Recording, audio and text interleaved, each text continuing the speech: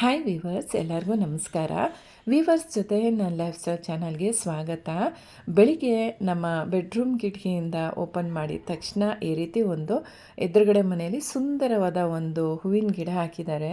ಇದರ ಹೆಸರೇನು ಅಂತ ನನಗೆ ಗೊತ್ತಿಲ್ಲ. ನಿಮಗೇನಾದರೂ ಗೊತ್ತಿದ್ದರೆ ಕಮೆಂಟ್ ಮಾಡಿ ತಿಳಿಸಿ. ಗಿಡ ತುಂಬ ಬಿಳಿ ಕಲರ್ ಹೂವು ಬಿಟ್ಟಿರುತ್ತೆ. ನೋಡೋಕ್ಕೆ ಮನಸ್ಸಿಗೆ ತುಂಬ ಅಂದರೆ ತುಂಬ ಸಮಾಧಾನ ಆಗಿರುತ್ತೆ. ಸೊ ಅದನ್ನೇ ನಿಮ್ಮ ಜೊತೆ ನಾನು ಶೇರ್ ಮಾಡ್ಕೊಂಡಿದ್ದೀನಿ. ಆ್ಯಸ್ ಯೂಶ್ವಲಾಗೆ ಬೆಳಗ್ಗೆ ನಾನು ಬಿಸಿನೀರು ಕುಡಿದು ಆಮೇಲೆ ಜೀರಿಗೆ ಕಷಾಯ ಮಾಡಿಕೊಂಡು ಕುಡಿತಾ ಇದ್ದೀನಿ. ಸ್ಟವ್ ಮೇಲೆ ಒಂದು ಪಾತ್ರೆ ಇಟ್ಕೊಂಡು ಅದರಲ್ಲಿ 1 ಗ್ಲಾಸು ನೀರು ಹಾಕ್ಕೊಂಡಿದ್ದೀನಿ. ಅದಕ್ಕೆ ಸ್ವಲ್ಪ ಜೀರಿಗೆ, ಸ್ವಲ್ಪ ಓಂಕಾಳು, ಒಂದು ಪಿಂಚಷ್ಟು ಶುಂಠಿನ ಜಜ್ಜಿ ಹಾಕ್ಕೊಂಡು ಚೆನ್ನಾಗಿ ಅದನ್ನು ಬಾಯ್ಲ್ ಮಾಡ್ಕೊಂಡಿದ್ದೀನಿ. 1 ಗ್ಲಾಸ್ ನೀರು ಅರ್ಧ ಲೋಟದಷ್ಟು ಆಗಬೇಕು. ಅದನ್ನು ನಂತರ ನಾವು ಸೇವನೆ ಮಾಡಬೇಕು. ಅದೇನೇ ನಾನಿಲ್ಲಿ ಮಾಡ್ತಾಯಿದ್ದೀನಿ. ಅದು ಕುಡ್ದಾದ ನಂತರ ಮನೆ ಕ್ಲೀನಿಂಗ್ ಅಂದರೆ ಒರೆಸಿ ಗೂಡಿಸಿ ಎಲ್ಲ ಮುಗಿಸ್ಕೊಂಡಾಯಿತು. ಸೊ ಬಾಗ್ಲತ್ರ ಈ ರೀತಿ ಸಿಂಪಲ್ಲಾಗಿರೋ ಒಂದು ರಂಗೋಲಿನ ಹಾಕಿದ್ದೀನಿ. ಹಾಗೆ ಸಿಂಪಲ್ಲಾಗಿರೋ ಒಂದು ಬಾರ್ಡ್ರ್ ರಂಗೋಲಿನೂ ಸಹ ಹಾಕಿದ್ದೀನಿ. ಇಷ್ಟ ಆಗಿದ್ದರೆ ಒಂದು ಲೈಕ್ ಮಾಡಿ. ಈ ರಂಗೋಲಿ ಬಿಡಿಸೋದೆಲ್ಲ ಕಲ್ತಿದ್ದು ನಾನು ನಮ್ಮ ಅಮ್ಮನಿಂದ. ಈ ರೀತಿ ಚುಕ್ಕಿ ಇಟ್ಟು ಎಳೆ ಎಳೆಯಾಗಿ ರಂಗೋಲಿಗಳನ್ನೆಲ್ಲ ಅಮ್ಮ ಇನ್ನೂ ತುಂಬ ವೆರೈಟೀಸ್ ರಂಗೋಲಿನೆಲ್ಲ ಬಿಡಿಸ್ತಾ ಇದ್ದರು. ಸೊ ಈ ರೀತಿಯೇ ನಾನು ಜಾಸ್ತಿ ಮೊದಲೆಲ್ಲ ಹಾಕ್ತಾಯಿದ್ದಿದ್ದು.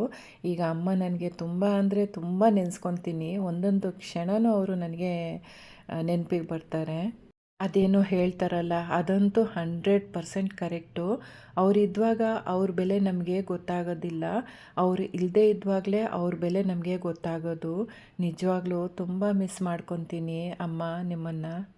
ದೇವ್ರ ಮನೆನ ಕ್ಲೀನ್ ಮಾಡಿಕೊಂಡು ಪೂಜೆ ಮಾಡಿದ್ದು ಯಾರಪ್ಪ ಅಂದರೆ ನಮ್ಮ ಯಜಮಾನ್ರು.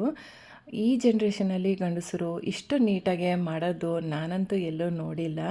ಮೇ ಬಿ ಮಾಡ್ತಿರಬಹುದು, ನಾನು ಯಾರಿಗೂ ಇಂಟೆನ್ಷನ್ನಾಗೆ ಹೇಳ್ತಾ ಇಲ್ಲ. ಬಟ್ ನಮ್ಮ ಮನೆಯವರು ತುಂಬ ಅಂದರೆ ತುಂಬ ನೀಟಾಗೆ ಎಲ್ಲ ಕೆಲಸನ ಅಚ್ಚುಕಟ್ಟಾಗೆ ಮಾಡ್ತಾರೆ. ಸೊ ಈ ರೆಡಿ ರಂಗೋಲಿ ಹಚ್ಚು ಬರುತ್ತಲ್ಲ, ಅದರಿಂದ ಬೇಕಾದರೆ ರಂಗೋಲಿನ ಹಾಕ್ತಾರೆ. ಬಟ್ ಕೈಯಿಂದ ರಂಗೋಲಿ ಬಿಡ್ಸೋಕ್ಕೆ ಅವ್ರಿಗೂ ಬರೋಲ್ಲ. ಅದು ರಂಗೋಲಿ ಹಿಟ್ಟು ಇಟ್ಕೊಳಕ್ಕೆ ಅವ್ರಿಗೆ ಬರೋದಿಲ್ಲ. ಸೊ ಇಷ್ಟು ಮಾಡ್ತಾರಲ್ವ, ನಿಜವಾಗ್ಲೂ ನಾನು ಪುಣ್ಯ ಮಾಡಿದ್ದೆ. ನನಗೆ ಕಾಲು ನೋವಿತ್ತಲ್ವ, ನನಗೆ ಕೆಳಗಡೆ ಕೂತ್ಕೊಳಕ್ಕಾಗಲ್ವಲ್ಲ, ಅದಕ್ಕೆ ನಮ್ಮ ಮನೆಯವರು ತುಂಬ ಅಂದರೆ ತುಂಬ ಹೆಲ್ಪ್ ಮಾಡ್ತಾರೆ. ಸೊ ಅವರೇ ಇವತ್ತು ಪೂಜೆ ಮಾಡಿದರು. ನಾನು ಹಾಗೆ ಸ್ನಾನ ಮಾಡಿಕೊಂಡು ದೇವರಿಗೆ ನಮಸ್ಕಾರ ಮಾಡಿಕೊಂಡೆ.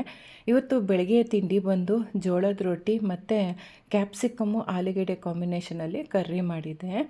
ತುಂಬ ಅಂದರೆ ತುಂಬ ಚೆನ್ನಾಗಿ ಬಂದಿತ್ತು. ಅದು ವಿಡಿಯೋ ನಾನೇನು ಶೂಟ್ ಮಾಡ್ಕೊಂಡಿಲ್ಲ, ಯಾಕಂದರೆ ಸ್ವಲ್ಪ ಹೊರಗಡೆ ಹೋಗಬೇಕಾಗಿತ್ತು. ಅದಕ್ಕೆ ಬೆಳಿಗ್ಗೆ ಮಕ್ಕಳು ತಿಂಡಿ ತಿಂದ್ಕೊಂಡು ಅವರು ಲಂಚ್ ಬಾಕ್ಸಿಗೂ ಇದೇ ಜೋಳದ ರೊಟ್ಟಿ ಕ್ಯಾಪ್ಸಿಕಮ್ ಕರ್ರಿನ ತೊಗೊಂಡು ಹೋಗಿದ್ದಾರೆ ಅವರು. ಸೊ ನಾವು ತಿಂಡಿ ತಿಂದ್ಕೊಂಡು ಈಗ ಎಲ್ಲಿಗೆ ಹೋಗ್ತಾ ಇದ್ದೀವಪ್ಪ ಅಂದರೆ ಹಾಸ್ಪಿಟಲಿಗೆ.